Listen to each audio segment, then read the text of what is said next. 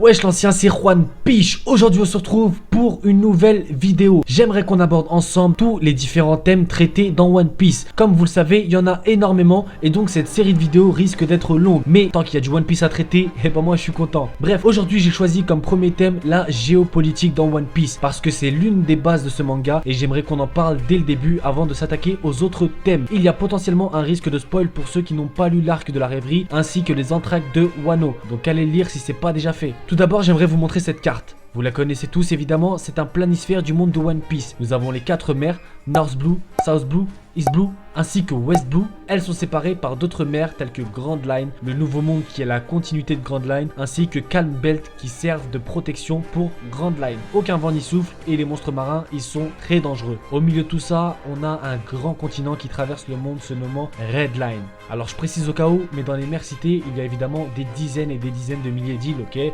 Pas besoin de tous les citer parce que je les connais pas tous. Bref, maintenant ce qu'il faut savoir, c'est que l'entité qui gouverne ce monde, c'est comme son nom l'indique, le gouvernement mondial. D'après ce que l'on sait, cette organisation a été fondée il y a 800 ans par 20 royaumes. Ce sont les royaumes fondateurs, mais quasiment toutes les nations du monde de One Piece sont sous leur juridiction, sauf une qui est connue à ce jour, qui est Wano Kuni. Le gouvernement mondial est composé de plusieurs branches. Il y a la marine, la principale et la plus grande force militaire de celui-ci. Ensuite, on a le Cypher Pool, une unité de renseignement et d'espionnage. On a aussi la division scientifique. Alors là, pas besoin de trop détailler. Il y a Vegapunk à leur tête et ça développe des technologies. Ensuite, il y a aussi les juges d'Enies Lobby ainsi que les gardes de la prison d'Impel Down. Enies Lobby et Impel Down sont deux des 3 îles que possède le gouvernement mondial. Elles représentent, d'après les dires de certains, le symbole de la justice. Et là, vous allez me dire, mais Juan, d'accord, tu nous parles du gouvernement, etc., etc., mais qui est en tête de celui-ci? Bonne question, mon ami. Très bonne question. On va y aller progressivement, ok?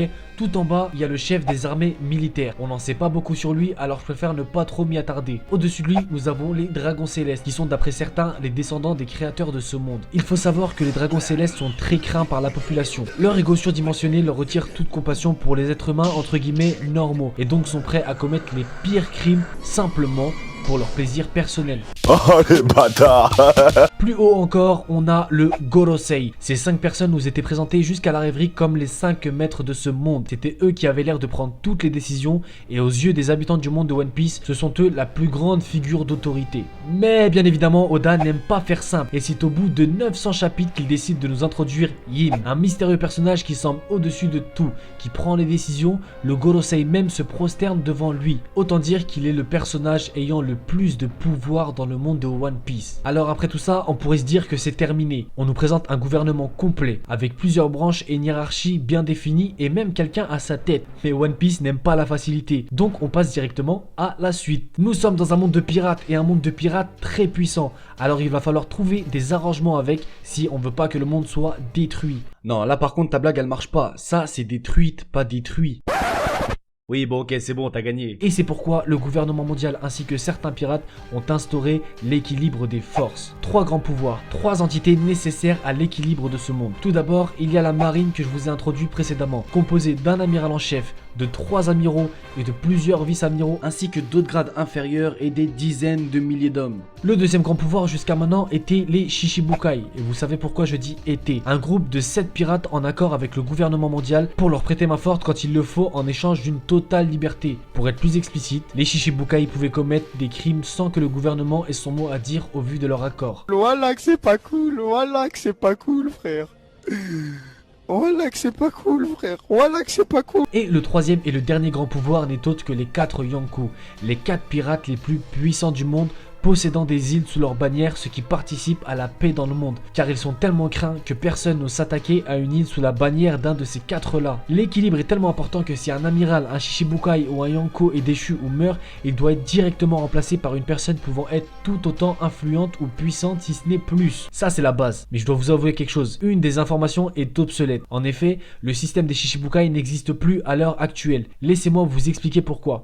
Tous les 4 ans se réunissent les plus grands dirigeants des royaumes à Marie-Joise, la base même des très hauts gradés du gouvernement mondial. Cet événement s'appelle la rêverie. Plus de 170 pays sont rassemblés sous l'égide du gouvernement mondial, une organisation tentaculaire.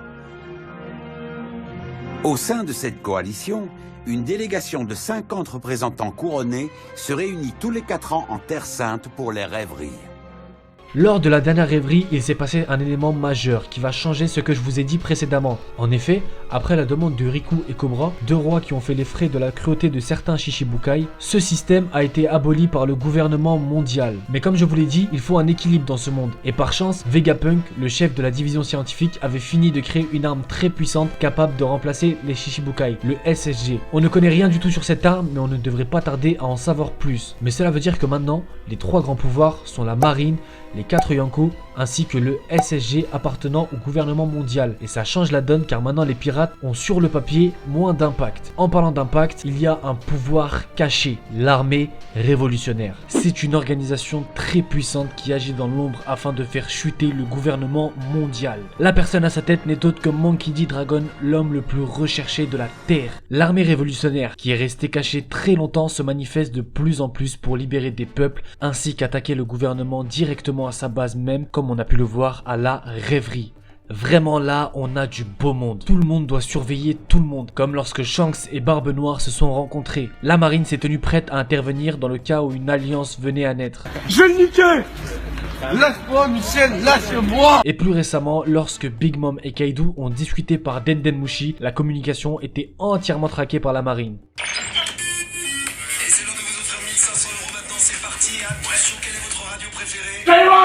C'est gagné. Ouais. Merci. Et parfois, des mouvements très bizarres ont lieu, comme lorsque Shanks, l'un des Yonko, s'est présenté au Gorosei pour leur parler d'un certain pirate. Shanks.